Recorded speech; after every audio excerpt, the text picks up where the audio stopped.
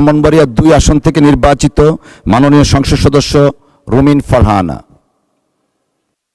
অসংখ্য ধন্যবাদ। মাননীয় স্পিকার, ব্রুট মেজরিটি সবসময় বিপজ্জনক। অতীতেও আমরা সংসদে যখন ব্রুট মেজরিটি দেখেছি সেটা পরিণতি খুব ভালো হয়নি। মাননীয় স্পিকার, সে কারণে আমি বিনীতভাবে বলি, আমাদের সম্পূরক প্রশ্নের বিধিনিষেধ যদি এত কড়াকড়িভাবে করেন তাহলে আমরা কি করে মন্ত্রী পরিষদকে জবাবদিহিতার আওতায় আনবো?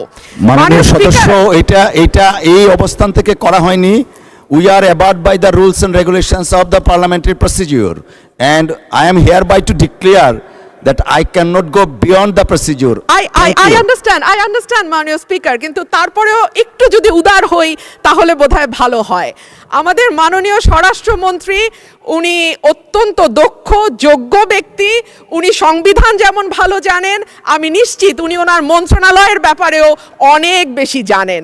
সে কারণেই একেবারে সম্পূরক প্রশ্ন ঠিক ওই মূল প্রশ্নের আঙ্গিকে না হলেও আমি মাননীয় স্বরাষ্ট্রমন্ত্রীর দৃষ্টি আকর্ষণ করে বলছি, বাংলাদেশের মানুষের কপাল এমন যে মরার উপর খাড়ার ঘা সব সময়ই থাকে।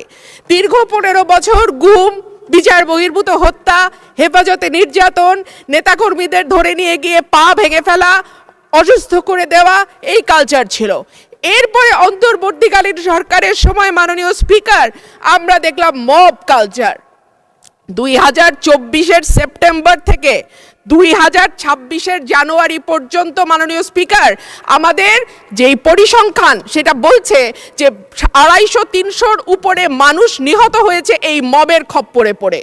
আমার মাননীয় স্বরাষ্ট্রমন্ত্রীর কাছে প্রশ্ন, যেহেতু একটা খারাপ কালচার বাংলাদেশে শুরু হয়েছে এবং আমি নিজেও 21শে ফেব্রুয়ারি সেটার একজন ভুক্তভোগী, সেটা বন্ধ করার ব্যাপারে সরকার কি মেজার নেবে এবং স্বরাষ্ট্রমন্ত্রী এই ব্যাপারে কি কি পদক্ষেপ নেবেন? ধন্যবাদ। ধন্যবাদ মাননীয় সদস্য। মাননীয় মন্ত্রী। মাননীয় স্পিকার, আপনাকে ধন্যবাদ।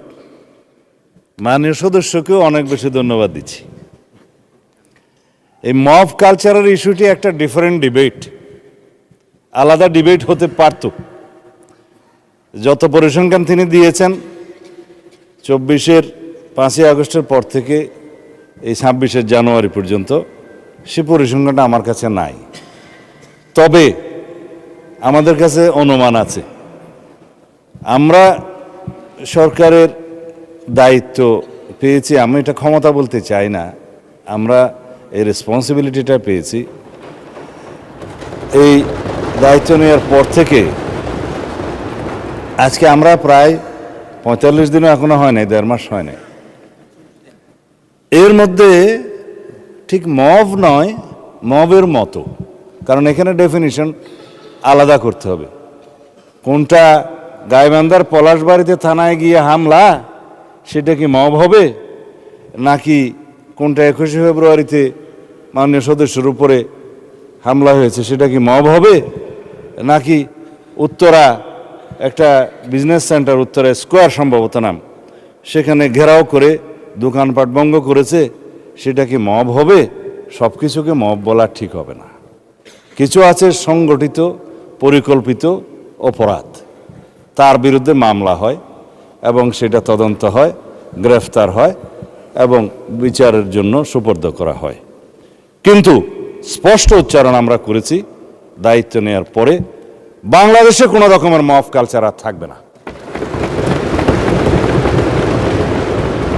রাস্তাতে যে কোনো দাবি নিয়ে মহাসড়ক সড়ক অবরোধ করে দাবি আদায়ের যে প্রবণতা ইন্টারিম গভর্নমেন্টের সময় দেখা গিয়েছে, ক্ষেত্র বিশেষে সেই গভর্নমেন্টের দুর্বলতার কারণে ইন্সপায়ার্ড হয়েছে, সেটাকে আমরা আর কখনো অ্যালাউ করব না। গণতান্ত্রিক প্রক্রিয়া হিসেবে দাবি থাকবে, সেই দাবির জন্য সংশ্লিষ্ট কর্তৃপক্ষের কাছে, মন্ত্রণালয়ের কাছে, ডিপার্টমেন্টের কাছে অবশ্যই দাবিনামা স্মারকলিপি দেয়া যাবে।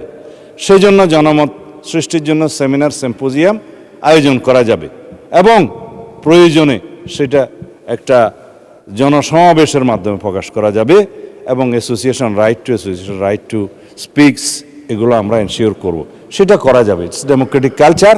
কিন্তু মবের মাধ্যমে যেন আমরা সবাই এই সমস্ত দাবি আদায়ের প্রবণতা থেকে বেরিয়ে আসি। যখন সেটা মব হবে, মবের ডেফিনিশন আলাদা, স্পেসিফিক ক্রাইম হবে, ক্রাইমের ডেফিনিশন আলাদা। কোথাও থানায় গিয়ে আক্রমণ হবে সেটা আলাদা। আমি এই প্রসঙ্গটা এখানে তুলছি না, কারণ এটা একটা রাজনৈতিক বক্তব্য তখন হয়ে যাবে। কোনোদিন যদি সেই বিষয়ে কেউ নোটিশ দেয় সেটা করব, অথবা আমারও ইচ্ছা আছে 2-1 দিন পরে 300 বিধিতে আমি একটা বিবৃতি দেব। ধন্যবাদ মাননীয় স্পিকার।